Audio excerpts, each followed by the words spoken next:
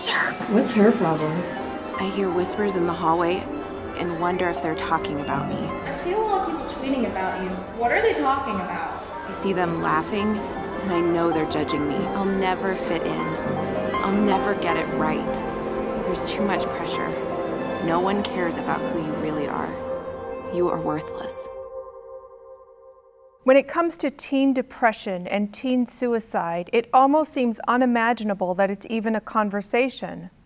Why are children as young as 5 years old being diagnosed with depression? Why would a child take her own 8-year-old life? But it is happening, and it's happening on a frightening scale, especially among teens, which means, unfortunately, that there's much to talk about. So as we say here at My Healthy Mind, let's talk about it.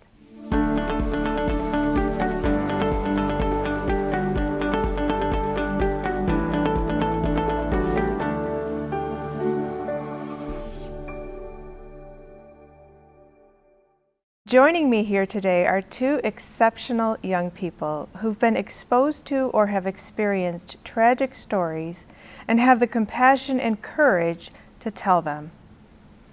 Olivia, Ariel, thank you for agreeing to talk with us today about your insights, what you've been exposed to, and how you're helping other teens. Why do you think so many teens are depressed, harming themselves, and even taking their own lives? I think today teens are put under a lot of pressure, of course, with school, with their parents, with themselves, and even outside of that today, like the social aspect of a teenager's life is obviously so hard. I mean, there's social media that's factored into it, and like especially like when you're in middle school and when you're in high school, it's like you're getting up 5 days out of the week at least. You're doing the same thing every day. You're going to school, you're coming home, you're going to sleep. That's all your days consist of.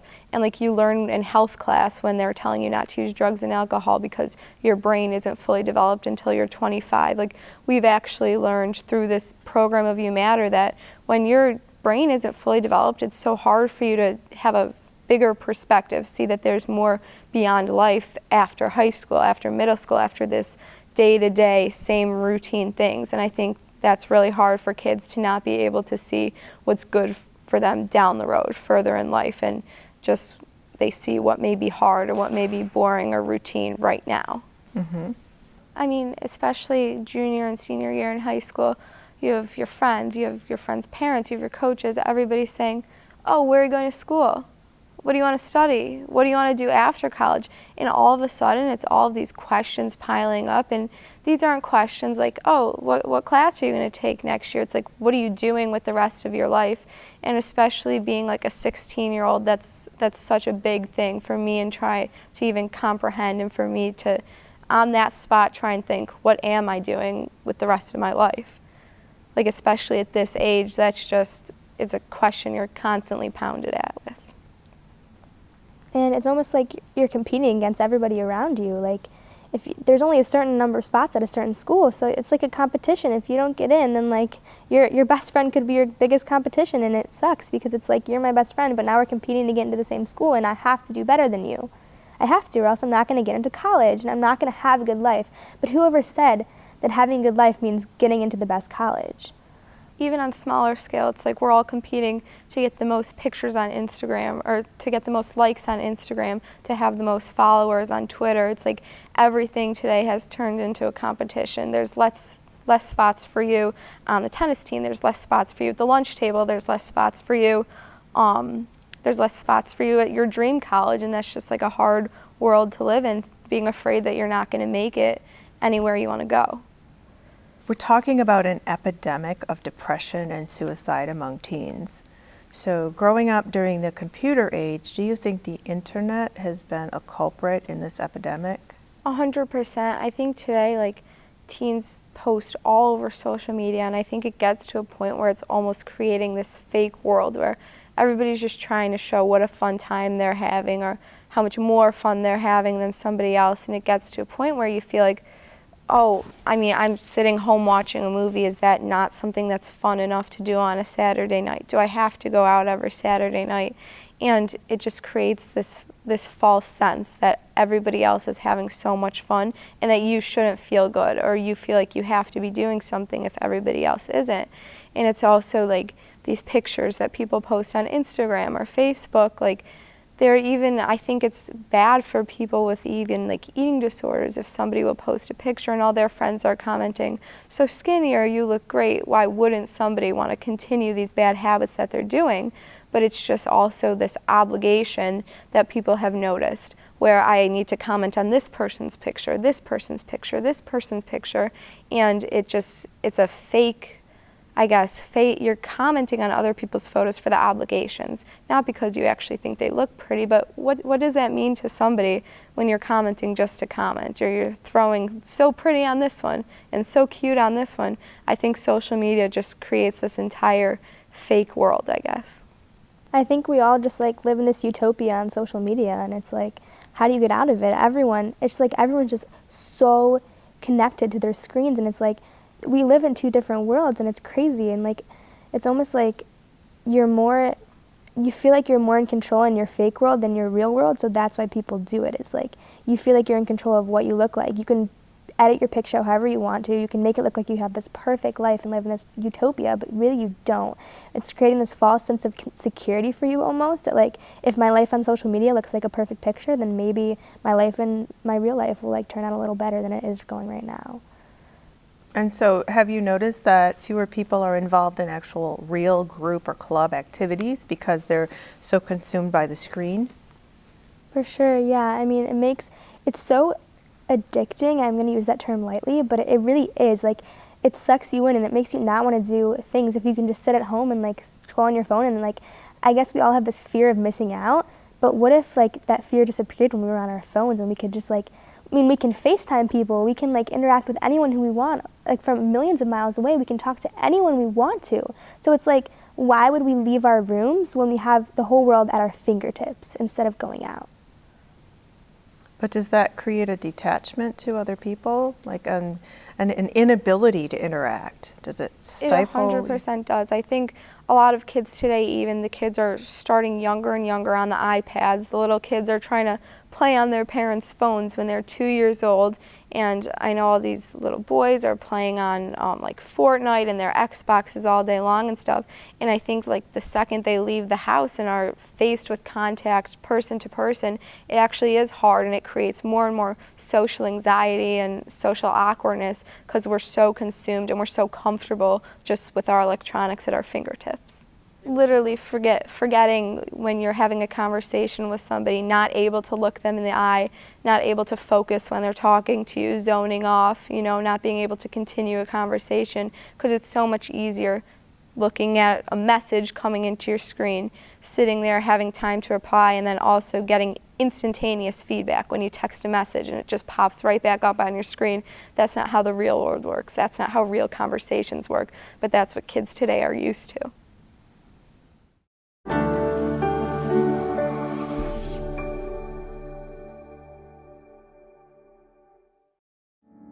My job was causing me so much stress. I felt disconnected and frightened. I felt so isolated.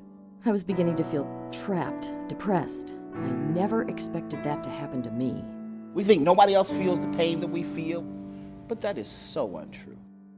It's good to be able to talk about it. I was able to seek help. I found it from Team Wellness. It's a sense of freedom. Team Wellness Center. You are not alone.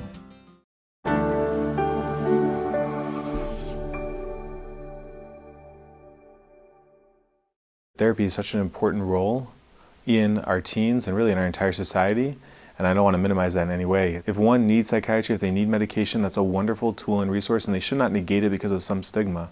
They should get the resource and see how it works for them. But they shouldn't also only make it their only resource. It's part of a bigger picture. It's part of a resource wheel. And with that, there's so many other things. Community, being plugged into a community is so important, whether that's through community service or whether it's part of your sports team or dance club or whatever it is that you're doing. You need to be part of a community. You need to plug yourself in. They need to engage in those areas because they need community, they need support. Humans are social creatures, that's what we are. With that, they also need to have close friends, people that they trust.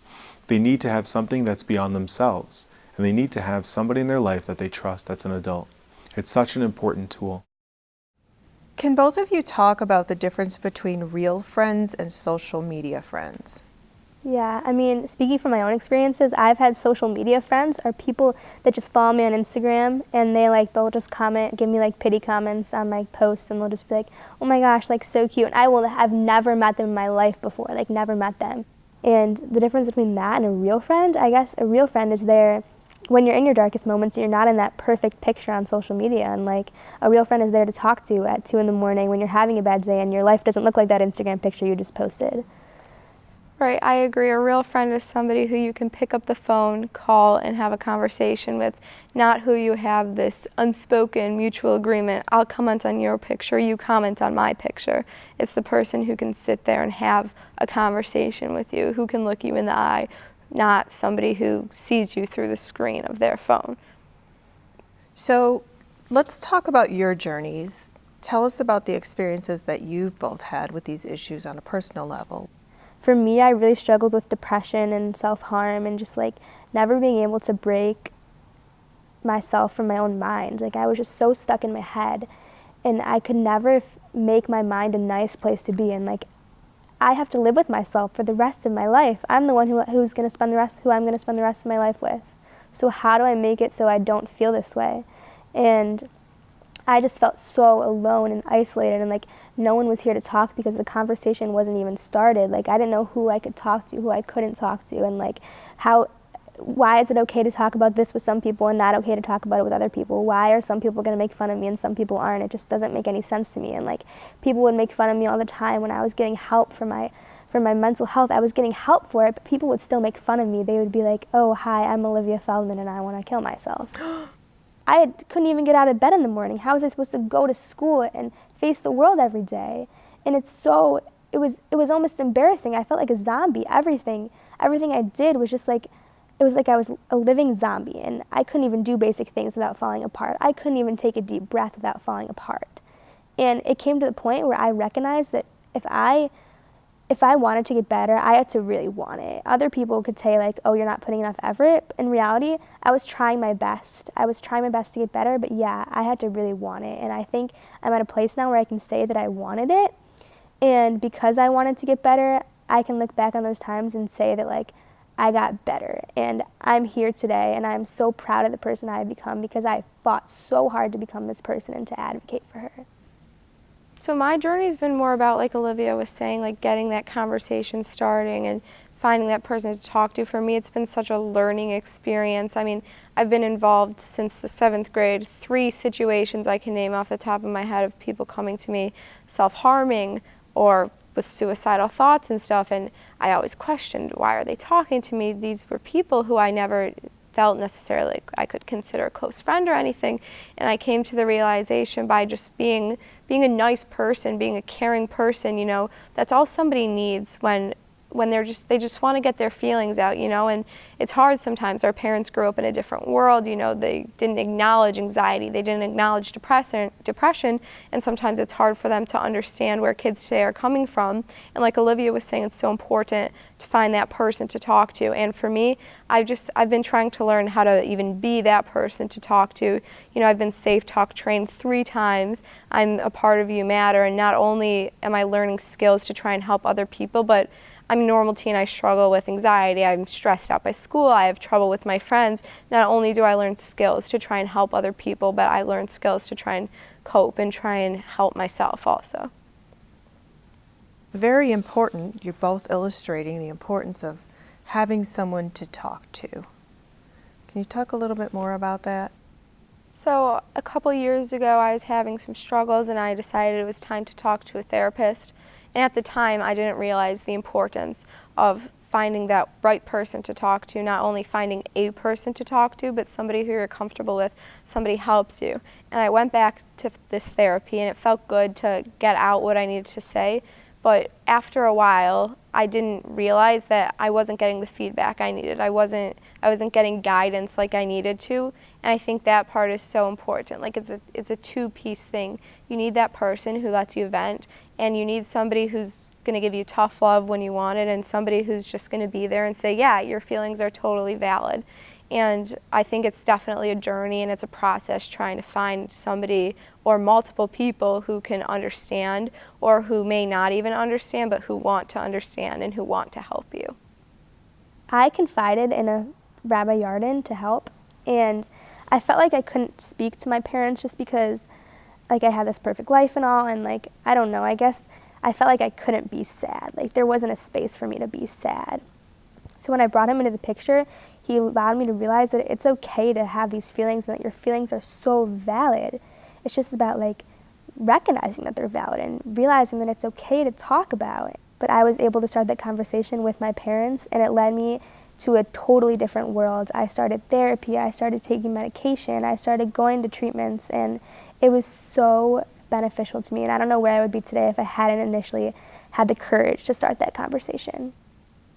Can you talk about the shame and stigma around mental illness in this world where everything is like this fake happiness? Yeah, I mean, I think stigma is always going to exist because it's just something that was never talked about for so long, and a lot of times when you talk about mental health, a synonym is crazy, and it's really not okay, and I don't think that anyone who's struggling mentally should be considered crazy. I think that it's just like a conversation that like people don't want to talk about it, so it's automatically given this negative connotation. Mm-hmm.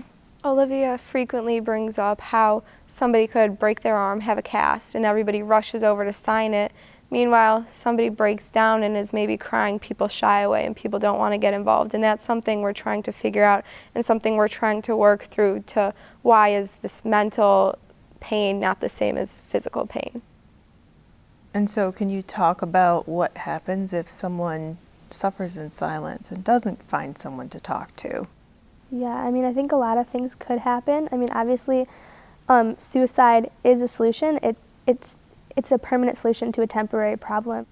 And I guess it's just like finding that like that balance between like what you can and can't say, but really it's just like being able to talk about anything should be like on the table. Like you should be able to talk about whatever you're feeling because everything you're feeling is just so valid, and if only people realize that everything that they say is so valid, and like if we took that message to heart, it would change so many people's lives. And like if like honestly like for me like it was like self-harming, and like it took me to the darkest places, and like but I guess it just takes time, and I wasn't willing to wait to get better. I wasn't willing to wait, and it's something that like you really have to just like take charge of. And it's your life. Like you can make yourself miserable, or you can make yourself strong, and the amount of work is exactly the same. So like why not make yourself strong? And I think it's just so hard, like when you struggle in silence for so long, it's so hard to like say that first word that brings you out of the silence. It's so hard because it's like you're finally confronting yourself with what you're feeling, and it's like, whoa, this is crazy. Like I didn't realize that I'm allowed to talk about this. And like you realize that you're allowed to, and it opens up a world of new things, and like it just lifts the weight off your shoulders. Like, hey, like I'm allowed to talk about what I'm going through, and like no one's gonna judge me. So you two are working really hard, even though you're 17 and 16 years old, to help shatter the silence and the stigma around mental illness. So talk to me about some of the things you're doing to raise awareness and the importance of talking to someone and getting help. So every month or so, You Matter puts on, we call them teen talks at the Friendship Circle, and every teen talk has a different theme. One time it was eating disorders, one time it was stress, one time it was fears, and anybody is welcome.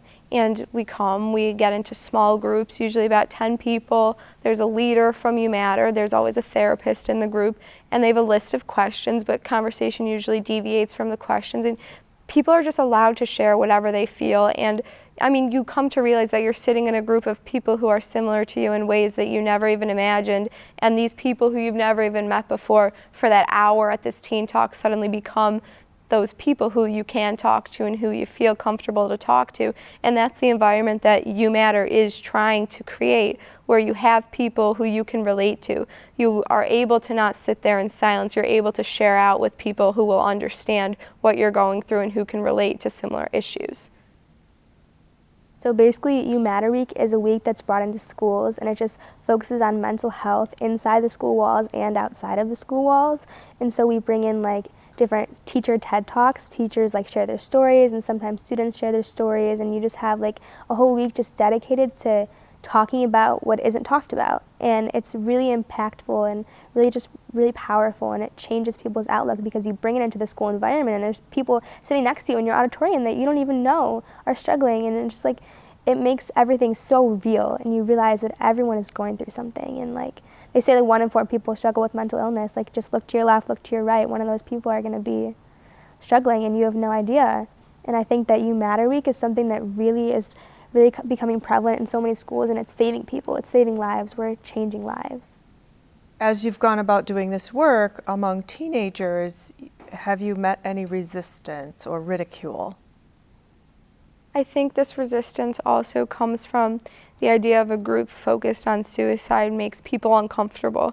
And I think that's another thing we're trying to break. It shouldn't be a topic that's uncomfortable. It shouldn't be a topic that's avoided talking about. And that's another thing. I think people who don't understand it maybe are the ones who are ridiculing it or making fun of it. Not everyone's going to understand what we're trying to do, but it's like if we're saving at least one life, I think our mission is done. I think that we're saving lives, and it doesn't really matter what people say about us as long as we're continuing to grow and make that change and save lives.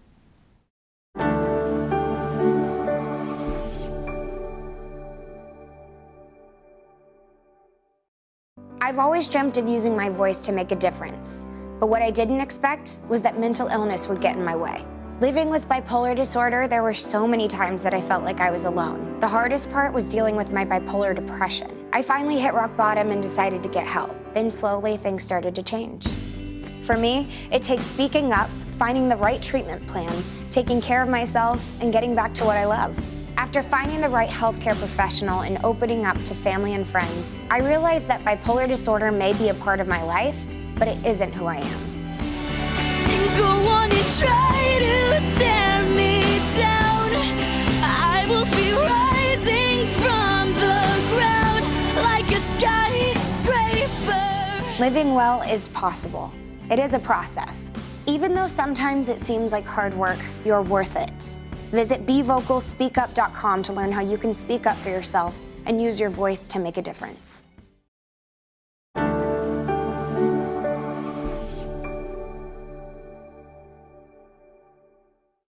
So how do we get into the conversations that we want to have, and how do we lead towards the actual solution actions that we're hoping to do or create? You ask them a direct question. Hey, you don't look okay. What's going on? You're going to get honest answers. And the second we do that, we're going to see people opening up. And when they open up, then there's so much that we can do. Who do you want to talk to? How do we get there? Once people start the journey, yes, it's a challenging journey, it's a tricky journey, it's not like a simple like how-to fix-it guide or anything else, but once we start the journey, we're already halfway there. We have to explore all the options out there. And I think the most direct way of finding out what is or isn't working is asking the most simple and basic questions. With suicide, if we're concerned about suicide, we need to be asking, hey, are you thinking about suicide? But if we're worried if our teen is drinking or drugging or self-harming or doing other escape methods, it starts by asking. It starts by asking really simple, direct, non-judgmental questions.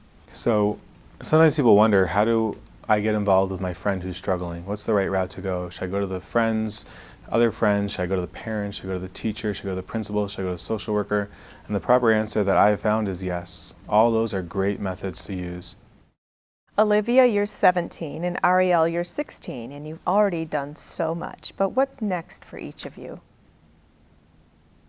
I really want to go into psychology. I just want to help people, and I want people to say that because of you, I didn't give up. And I think it's a really powerful message that I just have like so much power, and like I have so much to say, and I don't want it to go unheard. And I think that's something I really want to do, is just to spread my message. And I get to, at the end of this month, I get to share in front of 3,500 people my story, and I'm really excited, and I think it'll really get the message out at a teen conference. So yeah. Congratulations. Thank you. Pretty short term for me is just like continuing on with You Matter, trying to do well in my studies, be on the tennis team in the fall, and then next year is really just trying to figure out where I'm going to go to school. I don't know what I want to study yet, but I try and find excitement in that and whatever it'll bring next. Awesome. You two are remarkable. Thank So you. you're so mature and so wise at a young age. What message do you have for our viewers today, especially for teenagers? Just be nice to everyone. You really just have no idea what's going on in somebody's day, what's going on in somebody's life. And honestly, for me, and I think once everybody realizes this, everybody else goes on with their life keeping this in mind.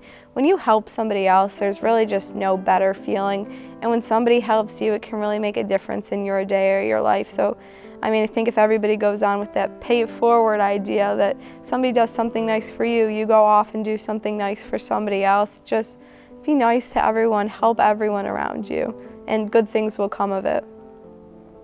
Very nice. For me, I think I just want to spread the message that the pain is real, but so is hope, and that there is validation in everything you're going through, but you have to realize that your light is coming, and I'm sorry you have to wait for it sometimes, but if you put in the work, you can turn your pain into power, and I think it's really powerful that you're able to do that. If you'd like to learn more about this or any mental health issue, please visit our website at myhealthymind.com. Follow us on Twitter at myhealthymind and visit us on Facebook. We'll see you next week for another edition of My Healthy Mind. Let's talk about it. And now we'll leave you with My Healthy Minute. My Healthy Minute, covering breaking mental health news, legislation, discoveries, and resources. Hello, I'm Kevin Fisher, Executive Director of the National Alliance on Mental Illness of Michigan and the father of a son who died by suicide. As a member of NAMI and as a parent, I watched with great interest and understanding the show you just saw and have seen firsthand, both in my professional and personal life, the unnecessary, heartbreaking loss of life and the effect that mental illness has on our teens. It has ripped my family apart and propelled me to become an advocate through NAMI so that other families will not suffer as my family has suffered. The good news, the great news, is that depression is highly treatable and suicide can be prevented. Please pay attention to the warning signs. Seek help from us at NAMI or other mental health professionals. Don't wait. There's much that can be done. Thank you.